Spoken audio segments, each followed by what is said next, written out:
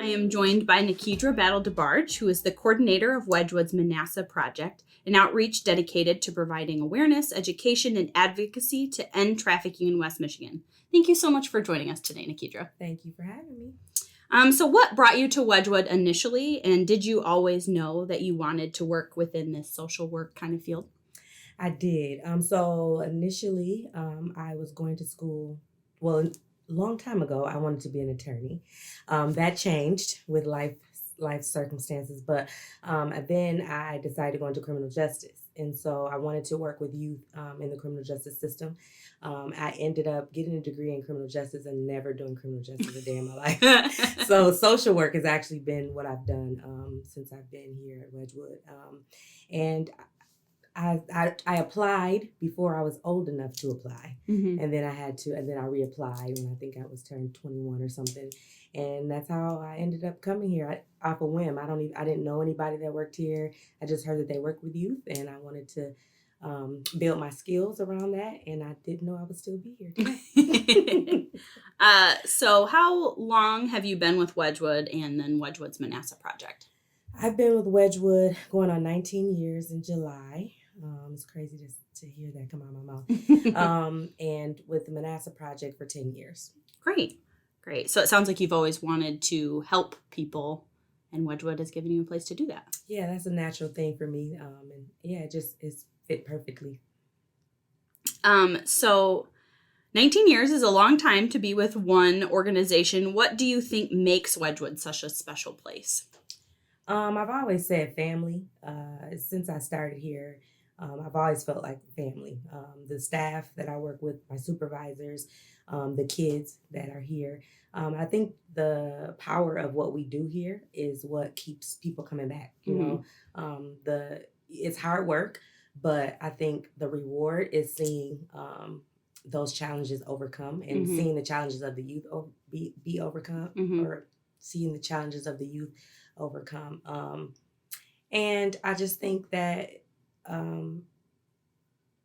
it's a wonderful place to not feel like you're working, but you're actually working. You know, when I was in youth treatment, I worked in residential, and so we ate there, we watched movies there, we went to the store. You know, so it was like I was an extension of my home. So I think those type of things, the relationships that you build here, those are all reasons why people stay. And, you know, important things when the work is so hard that there are plenty of good things that make it worthwhile. And, yeah.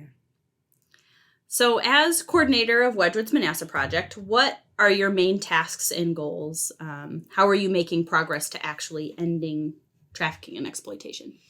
Well, so my main job is to do education and awareness in the community. So I get to go to all different types of places, whether it's schools or churches or businesses, hospitals, and train those who are on the front line, and maybe not on the front line, but are connected to people who are on the front line. And so my job is really to provide the information so that people can to empower other people to make a difference. It's not just about me. It's not just about the Manasseh Project, but our goal is to empower the community to take steps to do that as well. And so really, I mean, our Trauma Recovery Center, having young people come into our program to be able to get the services that they need, the healing that they need, that's a first step. Human trafficking is a journey. When you've been trafficked, you go through a long journey, and we touch the surface of it, but it's a lifelong thing. And so I think that's how we are helping. We're helping because we're educating people who didn't know that it was happening. We're giving tools to people who know that it's happening but don't know what to do with it. And then we are servicing young people who have experienced it. And then we also go a step further in prevention. So being able to go into the schools and educate on what is happening around trafficking, and giving the youth the tools that they need so that they are less likely to be trafficked. So we kind of hit all different areas. And then the partnerships that we have in the community to be able to kind of be an extension of what we do. It all helps. If we're not having the conversation, then no one is looking at the problem. And so we get to bring that conversation to the community. It's really cycle breaking work. Absolutely. So January is Human Trafficking Awareness Month. What do people need to know, and then what can they do with that information? Well, I think we've done a lot of work with awareness, and that's typically what we do in January is to provide awareness, whether it's a conference or a training or a documentary, whatever that looks like to bring awareness to our community. I think we do a good job at that. I think that has to be a continual conversation, of course. Mm-hmm. But I think meeting with people, talking with people, helping them to understand that this is an issue in our community. We still have to talk about that because it's crazy for us to think that in West Michigan, human trafficking exists. And so we have to keep on chomping at the bit and just saying this is an issue. And these are the reasons why it's an issue. So, and even trying to break down some of the systemic things that are happening that create vulnerabilities.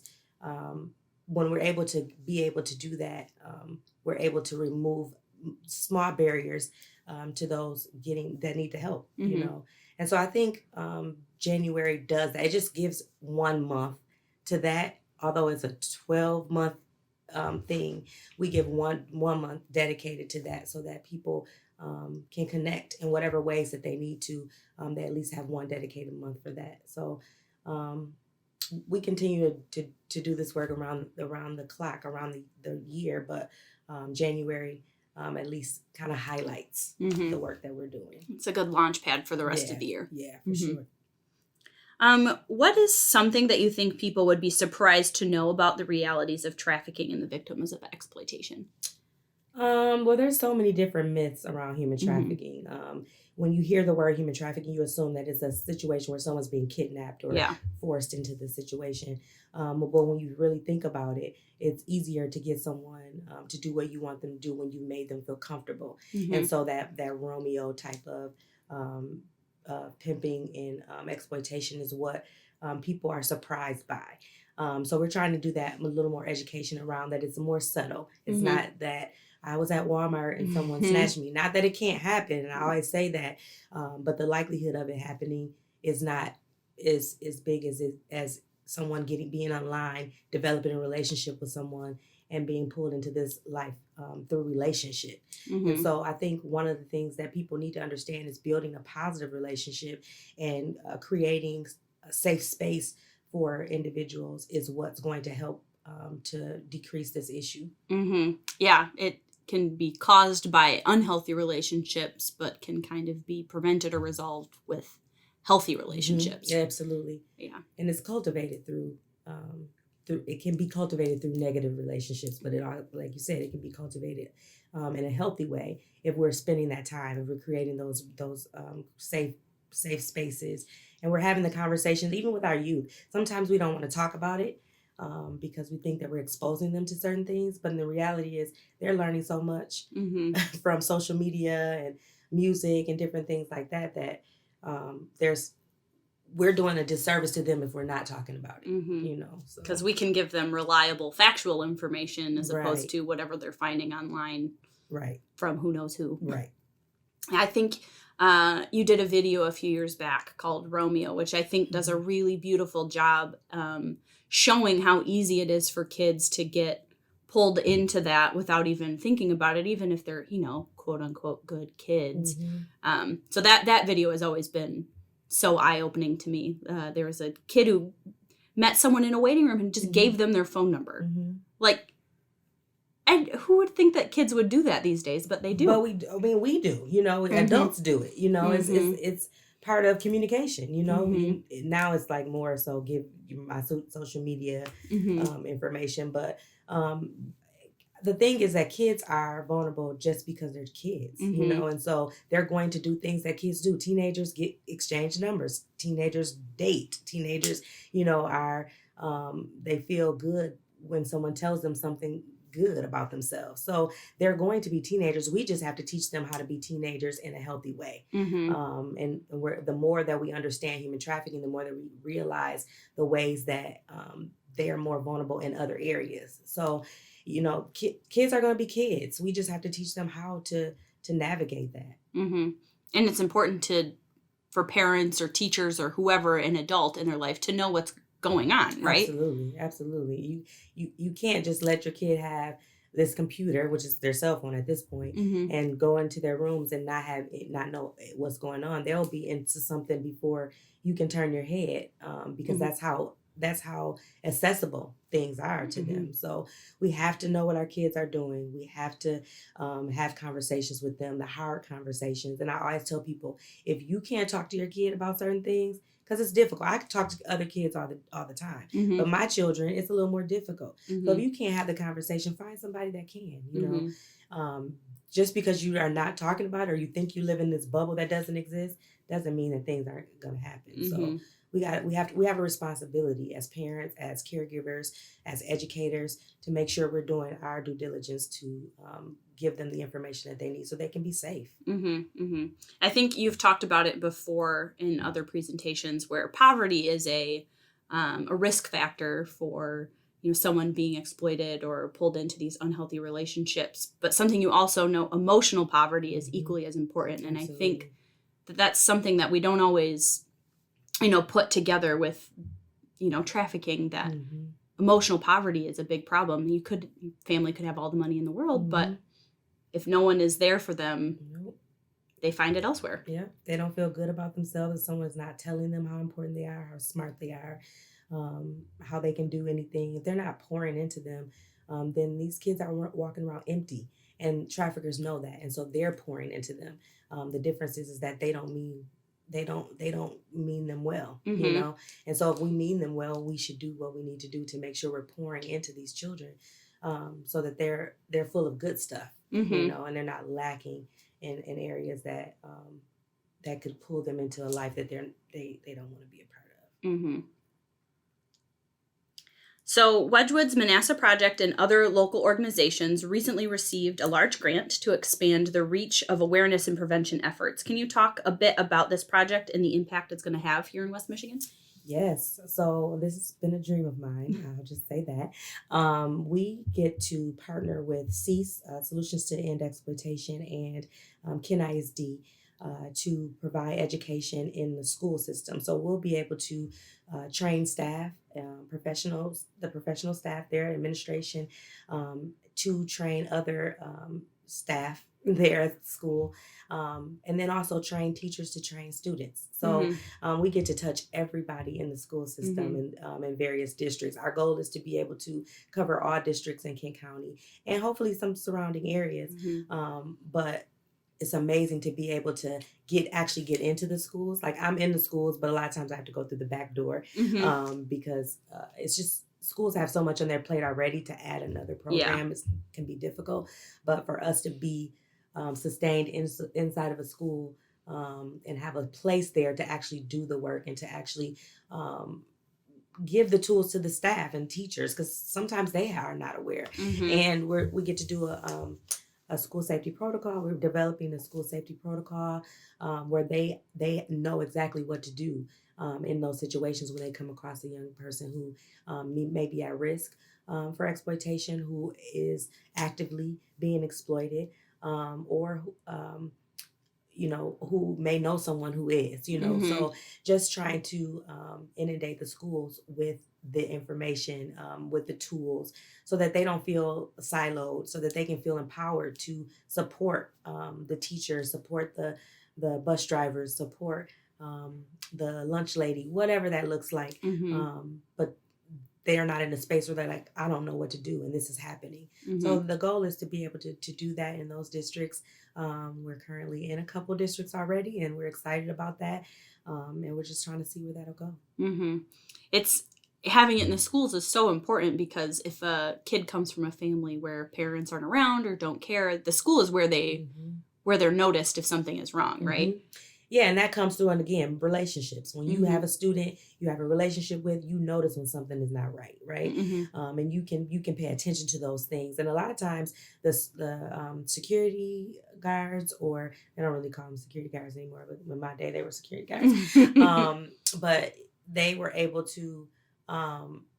They're able to identify things, because especially the security guards, bus drivers, janitors, because they're hearing what other people don't hear. Mm-hmm. They don't realize that they're listening. Yeah. They don't know.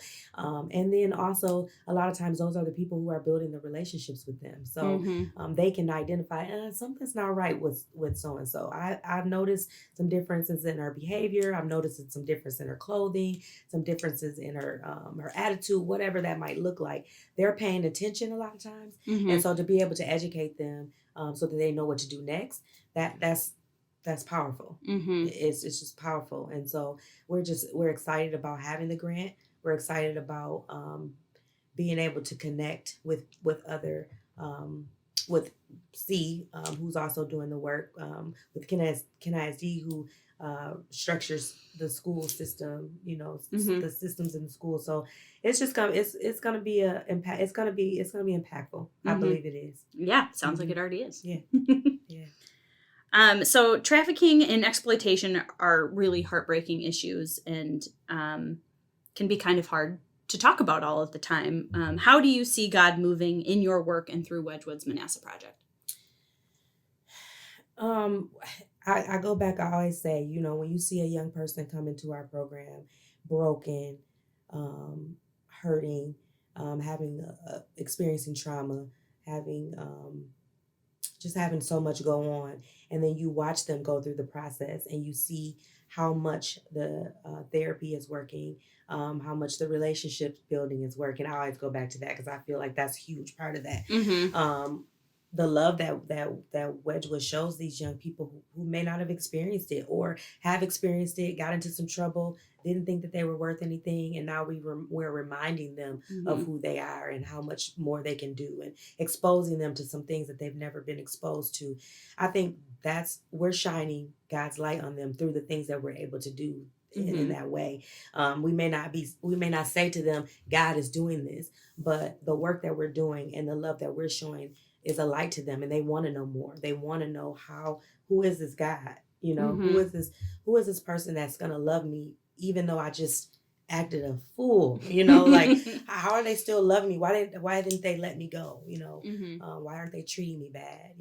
Because a lot of that's been a lot of their experiences. So I think God is showing his hand through our work, throughout the work that other people, the great people that work here. We have some amazing people that work at Wedgwood, and these kids get to see that, and through that, God is showing his face.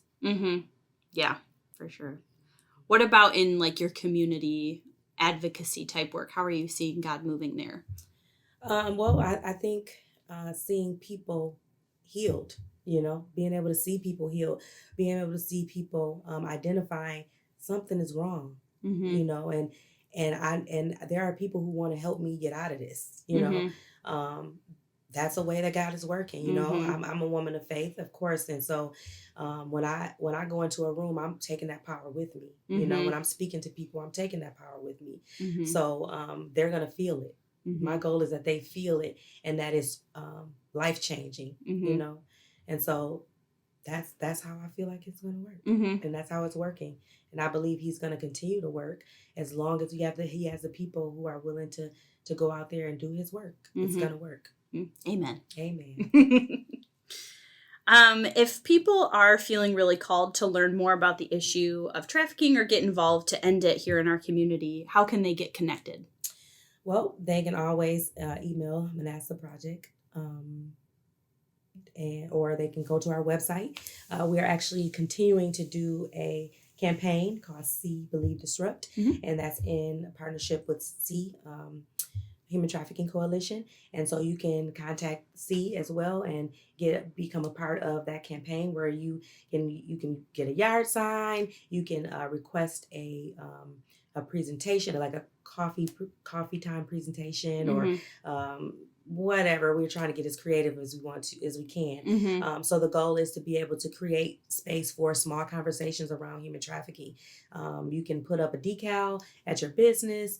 You can get a QR code on your menus, whatever. We're very trying to be very creative about welcoming the community in, so that they can be a part of this life-changing events. We'll we'll make sure to have all of those links available for people so they can get connected. Nikeidra, the work you do is so important. We appreciate your dedication to West Michigan and this community and to Wedgwood. So thank you for joining us for this Wedgwood Coffee Break conversation today. Thank you for having me.